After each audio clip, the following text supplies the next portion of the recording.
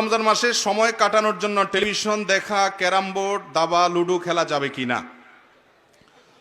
রমজান মাসে সময় কাটানোর জন্য অনেক কপাল পড়া আছে যে কাজ কাম নাই, খাবারের ঝামেলা অন্তত নাই, এই টাইমটা অন্তত টিভি দেখে সময় কাটানো যায়। সময় কাটে না। আমাদের হাতে এত সময় যে এটা কাটানোর জন্য আমাদের লুডো খেলা লাগে, ক্যারাম খেলা লাগে এবং টিভি দেখা লাগে। আর সাহাবীদের কাছে সময় এত কম ছিল, তারা এসে নবীজির কাছে বলতেন, ইয়া রাসূলুল্লাহ, ইসলামের এত কাজ, এগুলো করে আমরা কুলাই না, আপনি একটু সংক্ষেপ করে দেন, সময় পাচ্ছি না। তারা সময় পাইতেন না সাহাবীরা, আর আমাদের এত সময় যে কাটানোর জন্য এগুলো করা লাগে। মনে রাখবেন, রোজার উদ্দেশ্য মানুষকে মুত্তাকি বানানো।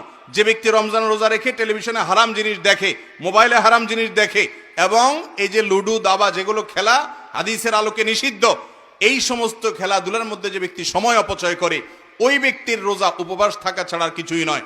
আপনার হাতে যদি সময় থাকে, আপনি কোরআন তেলাওয়াত করেন, আপনি একটা ইসলামিক বই পড়েন, আপনি একটা নলেজ অর্জন করেন, স্কিল ডেভেলপমেন্টের জন্য কোনো উদ্যোগ নেন, আপনি অন্য মানুষ উপকার করেন, বইয়ের ইফতারি বানানোতে হেল্প করেন, মায়ের কাজে সহযোগিতা করেন। কাজের অভাব নেই। যারা অকর্মা, নিষ্কর্মা, যারা অলস, যারা সমাজ এবং পরিবারের বোঝা, সে মানুষগুলা বলে সময় কাটানোর জন্য আমরা কিছু। সময় আপনি কাটান কোত্থেকে? সময় তো আপনার পাওয়ারই কথা না। রমজান উপলক্ষে 22টা স্পেশাল আমল আছে। কয়টা? 22টা স্পেশাল আমল আছে হাদিসের আলোকে, রমজানের জন্য স্পেশাল, এগুলো কোরআন এবং হাদিসের আলোকে। এই 22টা স্পেশাল আমলের তালিকা টাঙ্গায় রেখেন, দেখবেন বেহুশ হয়ে যাবেন আমল করতে করতে। কখন আপনি ক্যারাম খেলবেন? অতএব রোজা রেখে এগুলা করা জায়েজ নাই।